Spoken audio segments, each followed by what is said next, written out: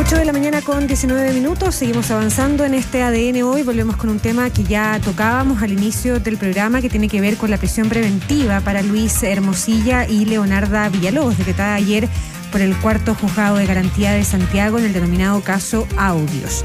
Queremos hacer una especie de resumen de lo que fueron estas 5 días, de estas 5 jornadas de formalización y también todas las derivadas a propósito del celular del abogado Luis Hermosilla. Tenemos al teléfono a Carlos Gajardo, ex fiscal jefe de la Fiscalía de Alta Complejidad Oriente. Carlos, ¿cómo le va? Muy buenos días, bienvenido.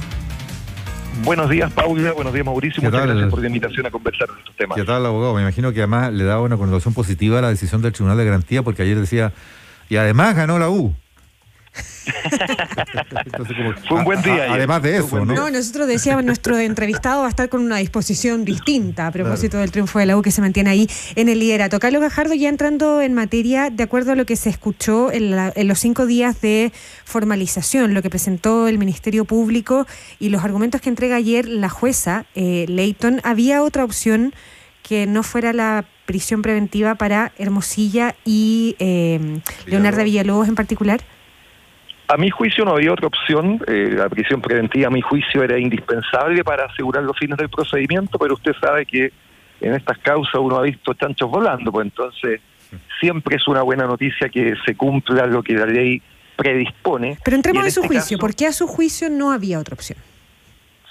Porque la cantidad, la prisión preventiva, establece la ley en el artículo 140, tiene una serie de requisitos que si concurren debe decretarse, y en este caso concurrieron varios de ellos.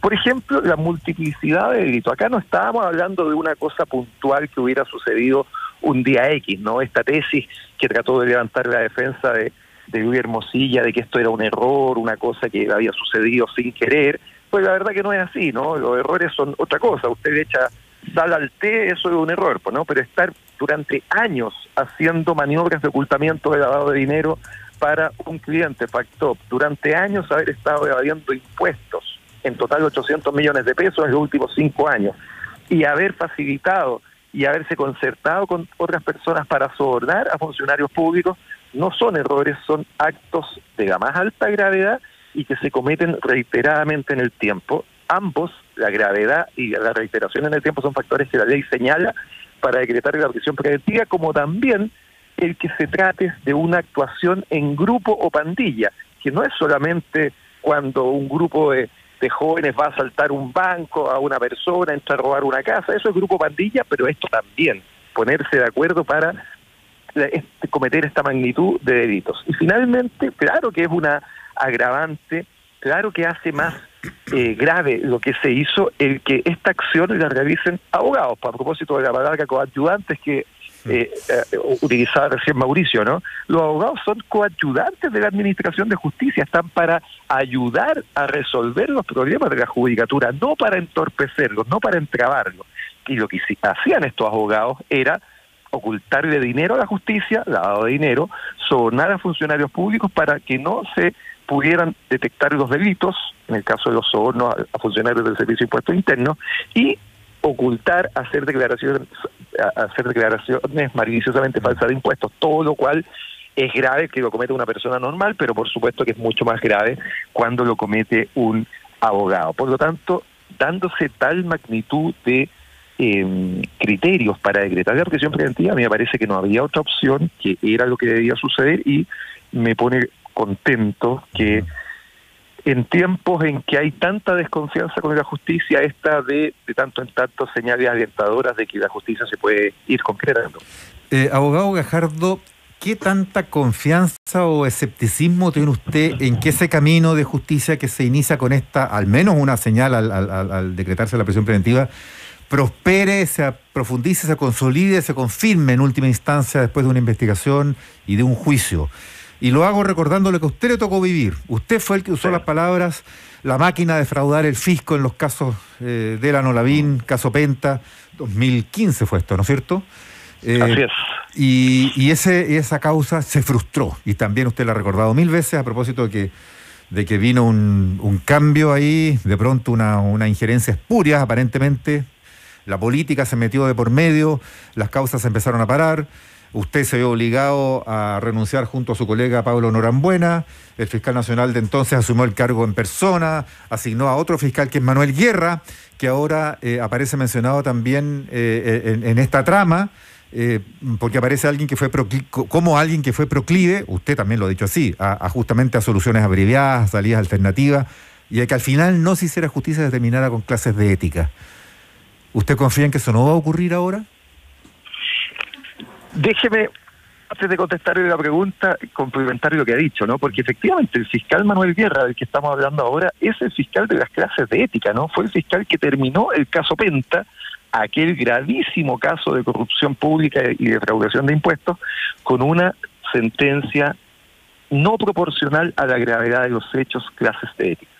Y entonces justamente es esa misma persona que hoy día aparece vinculada a estos chats de Hermosilla y relacionado al caso Penta, ¿no? Hablando con Luis Hermosilla, que no era abogado del caso, cómo buscar una solución que fuera algo así como consensuada con Andrés, refiriéndose a Andrés Chávez. Hablan de que deben contactar a Andrés para una salida a ese caso, en el fondo. Ese es el texto que revela CIPER en las últimas horas. Lo que obviamente es gravísimo, ¿no es cierto? Porque da cuenta de lo que habíamos denunciado en su momento. Este hecho a mí me llevó a renunciar a la fiscalía. Yo era fiscal hasta los 75 años, ¿no? Pero no acepté que en el caso se estuvieran tomando decisiones que jurídicamente no tenían respaldo. Las decisiones que se tomaron en el caso Penta, en la decisión de suspender a Iván Moreira, y la poca investigación, la falta de profundidad en el caso Exalmar, todos casos que llevó el fiscal Guerra, no tenían explicación jurídica, se hicieron con criterios extrajurídicos, y eso es intolerable y fue lo que me llevó a renunciar a la fiscalía. Bueno, todo eso se está confirmando hoy día con las revelaciones que se han hecho en los medios de comunicación respecto a estos contactos indebidos. Entonces, voy ahora a su pregunta. ¿Tengo confianza? Tengo esperanza más que confianza, ¿no? Porque creo que eso es lo último que uno debe perder. Pero eso debe ser con mucha lucidez.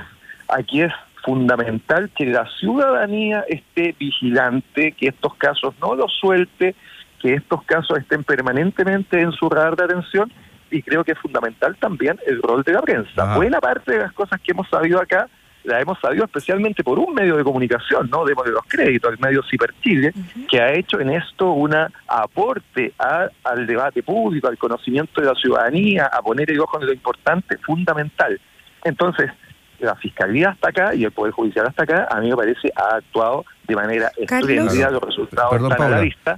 Pero aquí falta mucho, y sobre todo cuando comienzan a aparecer fiscales y exfiscales implicados en los hechos. Es que a eso voy por el hecho, y por eso le recordaba esa frase suya de la máquina defraudadora del fisco, porque eso fue cuando se formalizaba justamente a los protagonistas del caso Penta. Y hubo una enorme expectativa porque se concedió la prisión preventiva y entraron al anexo Capitán Llaver, pero pasado un tiempo más bien breve salieron de ahí. ¿No teme usted que aquí haya demasiada confianza, incluso del presidente de la República para abajo, en cuanto a que poco menos que entraron a la cárcel cuando recién se inicia una investigación y el Ministerio Público va a tener que probar delitos que es difícil probar, como el lavado de activos? Al menos eso aprendimos en el caso Fuente Alba, ex comandante en jefe del Ejército, donde la Fiscalía fracasó en probar eso y el tribunal le leyó la cartilla diciendo: a ver, pero es que aquí usted no está relacionando con que esta plata tuvo mal fin y que fue lavada buscando que fuera blanqueada. No lo probaron. Yo ahí, Mauricio, tengo un juicio muy crítico con el tribunal, ¿eh? Yo creo que ahí el tribunal hizo una mala labor, ese juicio no está terminado, hay un recurso de nulidad en la Corte de Apelaciones y yo espero que la Corte lo analice adecuadamente, porque en ese juicio, perdone que me salga el tema, pero el tribunal dio por acreditada la malversación, o sea, acreditó que era el delito base. Que era el delito base.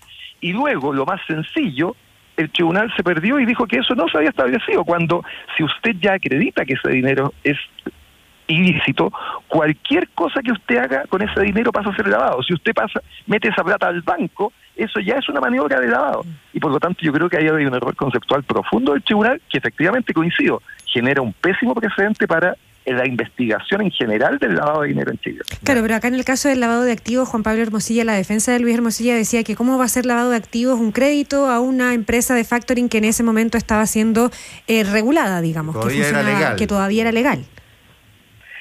Lo que pasa es que en el caso en cuestión estamos hablando de montos por 5.000 millones de pesos. Si aquí nos quieren hacer creer que lo que se hizo por parte del abogado con su cliente fue que le prestaron 5.000 millones de pesos, yo creo que correctamente la jueza lo dijo, son explicaciones que no son creíbles, no dijo somos tontos hasta las 12 más elegantemente.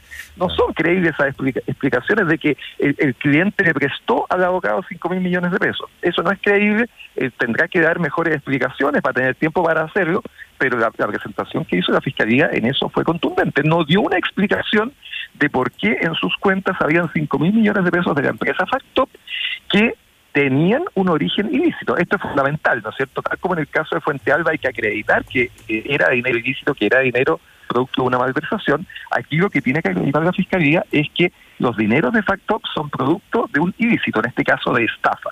Y eso la Fiscalía razonablemente lo acreditó. De hecho, previamente los dueños de Factop estaban en prisión preventiva justamente por estafa, ¿no? O sea, sí, está claro, hay antecedentes suficientes de que ese dinero es producto de una estafa. Y Luis Hermosilla, sabiendo eso, era abogado de estas personas, lo sabía perfectamente. En el audio nos enteramos cómo hablaba de la danza de facturas ideológicamente falsas para hacer esta estafa. El audio en eso es clave para demostrar que él sabía que este era un dinero ilícito. Bueno, y ese dinero ilícito pasó en 5.000 millones de pesos por sus cuentas. Eso es una maniobra. Y en 20 y tantos mil millones por Leonardo Villalobos. Y otro tanto por el de Leonardo Villalobos, exactamente. Y ojo que la Fiscalía además hizo imputaciones de que ese dinero sucio se lavó también con la defensa de Andrés Chadwick, ¿no? Sí. Y ahí entraron al baile el profesor alemán, el profesor Jean-Pierre Matus en Chile y el abogado Arturo Fernando Haga, que recibió 19 millones este último, 14 millones el profesor Matus y 25.000 euros, todos dineros sucios, dineros provenientes de una estafa, que para hacer el símil, ¿no? Es como si fuera dinero proveniente de tráfico de droga. Claro. Es un dinero sucio. Ellos que pueden se lava para hacer una maniobra ilícita. Sí, ellos pueden alegar desconocimiento del origen, que simplemente alguien les pagó por pegas que sí hicieron en el aporte a la construcción de la defensa de Chadwick en su minuto. Y es lo que han alegado, Mauricio, ¿no? Justamente la explicación que ha dado el profesor Matus, actual ministro de la Corte Suprema, justamente yo no tenía idea del origen de estos fondos, digamos, ¿no? Porque, mire la gravedad, si lo hubiera sabido, hoy día tendría una imputación encima por delito, por lavado de dinero, ¿no? Esa es la gravedad. Y por lo tanto la explicación y lo que ellos tienen que esgrimir es que no estaban al tanto de que estos dineros eran producto de una estafa, misma alegación que supongo tendría que hacer también Andrés Chadwick. Sí, claro. Pero en estos casos es fundamental que esto se investigue, ¿no? Como Andrés abogado, Chadwick, por supuesto que tiene que ser citado a dar explicaciones de este tema. Como abogado, ¿cómo le suena a usted la explicación de que fue material ya, más allá del origen de los fondos, la construcción misma de una defensa para una acusación constitucional, con ese informe en derecho de un profesor alemán? ¿Eso es como habitual? ¿Se usa tener esos insumos para la articulación de una defensa y que se paguen esos montos por una cosa de ese tipo? Cuando en sus minutos había dicho que el abogado Hermosilla estaba defendiendo a Chadwick ad honorem. ¿Sabe lo que pasa, Mauricio? Que yo en esa parte no veo que exista algo que pueda ser constitutivo de delito, ¿no? Si hay un trabajo que se hizo y que se pagó, bueno, está bien. Uno puede hacer un juicio de otro tipo, un juicio crítico político, si eso está bien o está mal, y yo en eso prefiero abstenerme. Cada persona podrá tener su opinión, si es correcto o no que en una acusación constitucional se haya cobrado esos valores de dinero por esta defensa, digamos, ¿no? Cada persona que opina lo que quiere. No me parece que en eso haya un delito, salvo, por supuesto, en cuanto a que los dineros provenían de una estafa y por lo tanto de un... Me refiero a si es habitual, si a usted le suena como razonable, si eso se estila así, si eso vale uniforme en derecho. No es algo, respecto a lo que yo conozca, no me ha tocado representar a personas que estén en una acusación constitucional. Por supuesto, mi estudio jurídico ha tomado muchas causas pro bono, sin cobrar, por los motivos que en su momento cada una de ellas ameritan, ¿no es cierto? Pero no tengo conocimiento de cómo se actúa en específico en las acusaciones constitucionales. Yo tenía la idea, pero no fundada, de que muchas veces son efectivamente pro bono, de que lo hacen abogados por el compromiso, conocimiento que tienen de la persona, etcétera, ¿no? Algo así sucedió hace poco con la defensa, por ejemplo, del fiscal regional Armendáriz, que la tomó el abogado Cristian Riego, en su momento también la defensa que tomó Pablo Ruiz Tagle, el decano de la Universidad de Chile. En general, conozco muchas que son pro bono, no tengo el detalle si esto es lo habitual Carlos. E insisto, no le veo ahí un tema delictual y por lo tanto ya pasa a ser un tema opinable. Estamos conversando con el ex fiscal Carlos Gajardo. De lo que hemos visto, evidentemente lo hemos estado conversando, lo conversábamos también con nuestros auditores. Ahora la carga de la prueba, el peso de la prueba recae en el Ministerio Público, que consigue esta prisión preventiva, pero este camino recién comienza. De hecho, ayer la jueza hablaba de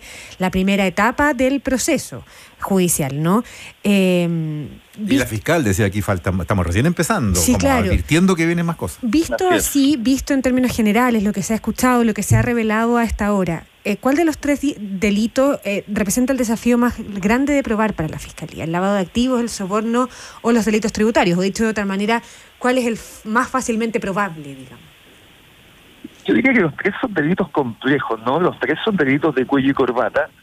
En el caso del delito de soborno, la Fiscalía creo que tiene mucho trabajo avanzado porque tiene los depósitos en las cuentas corrientes de los funcionarios públicos. No son montos muy altos, es cierto, pero me parece que la conducta la tiene bastante acreditada y ahí la gran defensa de Luis Hermosilla ha sido decir yo no participo de esto, ¿no? Sino que la que hace este delito es Leonarda Villalobos, ella es la que paga de sus cuentas. Y la defensa también desestima como el cargo como de instigador de ese soborno, digamos, que es lo que escuchamos en el audio de Zipper en el fondo.